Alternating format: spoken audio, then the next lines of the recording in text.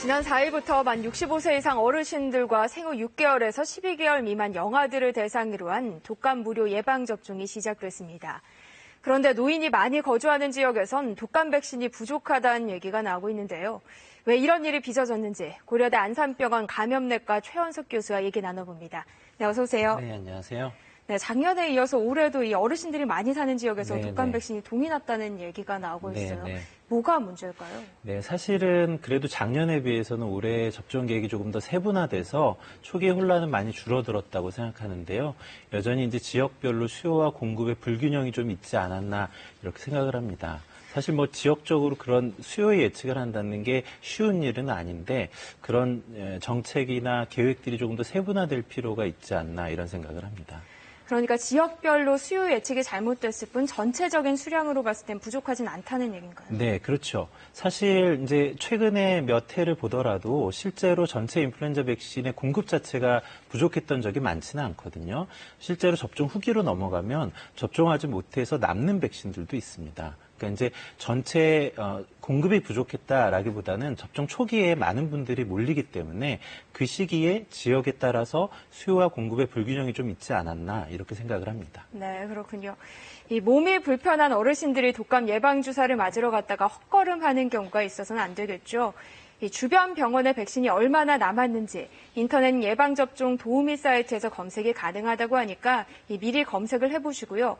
혹 인터넷 사용이 어려운 경우에는 각 보건소나 보건복지센터 129번으로 이 사전에 문의를 해보고 방문을 하시는 게 좋겠습니다.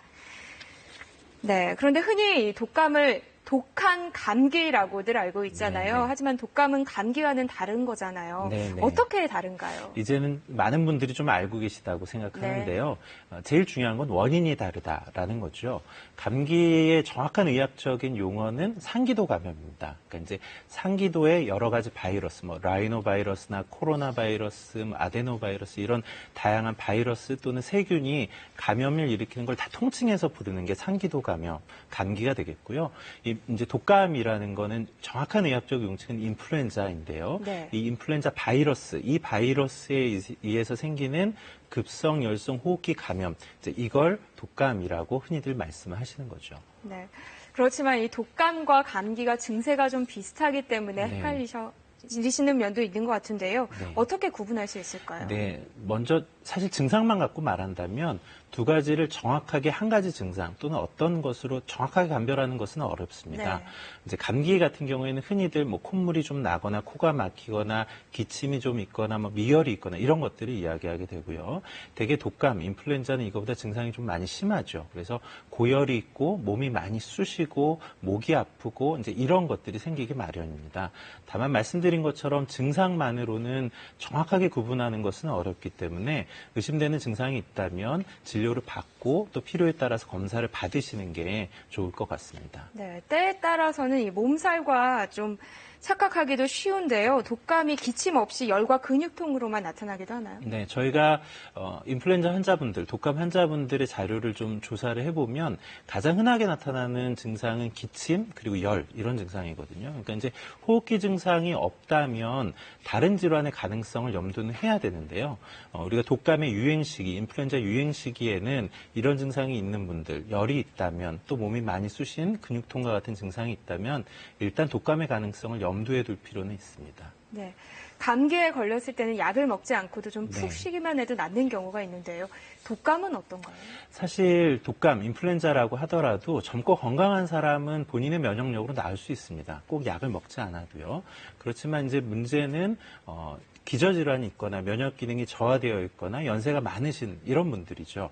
이런 분들은 이제 치료를 하지 않았을 때 중하게 진행할 위험이 있다라는 점이 문제가 되고요. 사실 그것보다 더 중요한 건 증상만으로 감별이 어렵고 이것이 감기인지 독감인지 또는 다른 질환인지 구분할 수가 없기 때문에 그냥 집에 계시는 것보다는 일단 진료를 받아보시는 게 네. 안전하다라고 말씀드릴 수 있습니다. 네. 그러면 독감 예방접종을 꼭 받아야 할까라는 생각이 들기도 네, 하거든요. 네. 예방접종을 접종을 받았을 때와 이 맞지 않았을 때의 예방 차이가 좀 큰가요? 네, 당연히 차이가 있죠. 예방접종은 하는 게 당연히 도움이 되고요.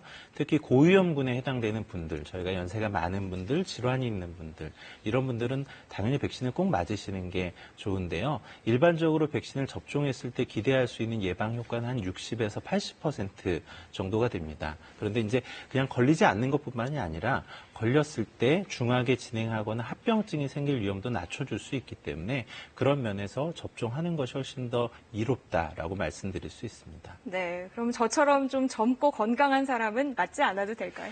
네, 일단 이제 대부분의 전문 학회에서 인플루엔자 백신 접종의 권고를 어떻게 갖고 있냐면 6개월 이상의 소아와 성인은 금기 사항이 아니면 접종하는 것이 좋겠다라고 권고합니다. 네. 이제 백신이 부족하다면 이런 고위험군들에 해당되는 분들이 먼저 접종을 하셔야겠죠. 그렇지만 백신의 공급이 충분하다면 젊고 건강한 분들도 접종을 하는 게 도움이 됩니다. 네, 그렇군요. 독감 예방 접종은 매년 하잖아요. 네. 예방 효과가 언제까지 가나요? 네, 한번 일단 말씀해 매년 접종을 하는 게 크게 두 가지 이유 네. 때문에 그런데요. 첫 번째는 이 바이러스가 워낙 변이를 잘 일으킵니다. 그래서 작년에 유행했던 바이러스와 올해 유행한 바이러스가 같지 않죠. 그래서 작년에 사용했던 백신이 올해까지 효과를 발휘하기가 어렵고 또 그 백신이 남아있다고 하더라도 올해 사용하지 못하죠.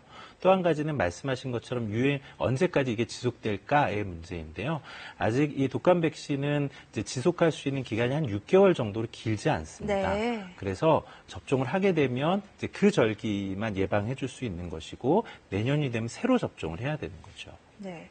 또 궁금한 게요. 이 독감 예방 접종을 하면 일반 감기는 예방이 되는 게 아니겠죠? 네, 그렇죠. 앞서 말씀드린 것처럼 네. 원인이 다르기 때문에 일반적인 감기를 예방할 수는 없습니다. 네. 병원에 독감 백신을 맞으러 가면요. 이 3가 백신을 맞을 거냐, 4가 백신을 맞을 거냐 이렇게 여쭤보시더라고요. 네. 어떤 차이가 있는 거죠? 일단 3가와 4가의 차이는 네. 그 안에 들어있는 예방할 수 있는 항원이 몇 개가 들어있냐를 말하는 거고요. 3가는 3가지, 4가는 4가지가 들어있다라는 네. 거죠. 매년 유행하는 바이러스의 그 아형을 보면 그게 한 가지가 아니거든요. 대부분은 3가지 또는 4가지가 유행을 하기 때문에 전통적으로 써오던 백신이 이제 3가 백신인데 이 백신에는 3가지 항원이 들어있어서 3가지 바이러스를 예방할 수 있게 만든 거죠. 그런데 이제 4가 백신에는 항원을 한 가지를 더 넣어서 예방할 수 있는 범위를 조금 더 넓혀놓은 이런 백신이 되겠습니다. 네. 그런데 4가 백신을 맞으려고 하면 추가 비용을 내야 한다고 하더라고요. 네, 네. 이 꼭 4가 백신을 맞아야 할까요? 네, 사실 3가와 4가는 선택의 문제라고 말씀드릴 수가 네. 있고요.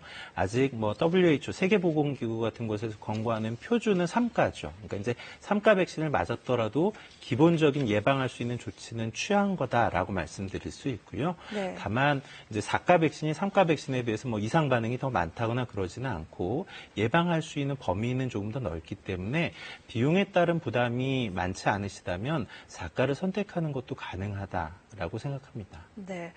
이게 항상 무료 예방 접종 기간이 10월, 11월 이맘때쯤이더라고요. 네. 이때가 예방 효과가 가장 큰 건가요? 네. 일단 이제 저희가 언제 이 독감이 유행할지를 정확하게 알 수 있다면 유행이 시작하기 딱 2주 전에 접종하면 되죠. 그런데 네. 이 유행 시기를 정확하게 예측하는 것은 어렵고요. 근데 우리나라의 인플루엔자 유행 시기를 보면 최근 한 3년 정도를 보면 유행주의보가 내려진 게 다 1월이었었거든요. 네. 물론 첫 바이러스에 불리는 그거보다 좀 앞쪽이기는 하지만 그래서 그 정도의 시기를 감안했을 때 10월에서 11월 정도에 맞는 게 안전하다라고 생각해서 이제 그 시기에 권고를 하게 됩니다. 네. 아무래도 독감 예방 접종은 뭐 어르신들도 많이 맞으시고 또 영유아들도 많이 맞기 때문에 부작용에 대한 걱정도 좀 되는데요. 네, 네. 부작용에는 어떤 것들이 있고 주의사항은 어떤 게 있나요? 네. 사실 독감 백신은 여러 백신들 중에서도 전통적으로 오래 사용되어 온 백신이고 상대적으로 안전한 백신으로 알려져 있는데요. 그렇지만 어떤 백신이든 약이든 부작용이나 이상 반응은 다 있을 수 있습니다.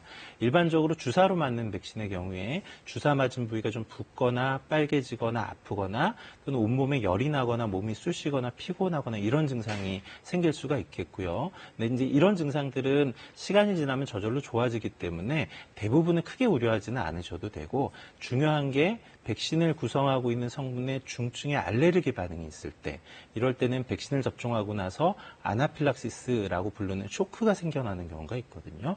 그래서 이제 그런 부분의 이상 반응에 대해서는 주의를 좀 기울일 필요가 있습니다. 네, 그러니까 알레르기 반응이 일어날 경우에는 즉시 좀 병원을 가는 게 좋은 거죠. 네, 일단 이 아나필락시스는 대개 접종한 초기에 나타날 수 있기 때문에 접종하고 나면 15분에서 30분 정도는 접종한 기간에 머물렀다 가시는 게 좋겠고요. 그 이외의 증상들이 심해지는 것이 있으면 또는 뭐 의식이 흐려지거나 환자분이 중증으로 진행하는 이런 양상이 있으면 그때는 병원에 가시는 게 도움이 됩니다. 네, 마지막으로 이 생활 습관을 통해서 독감을 예방할 수 있는 것들에는 어떤 것들이 있나요? 일단 백신이 가장 중요한 예방법이긴 하지만 백신을 맞는다고 해서 100% 예방되는 건 아니거든요.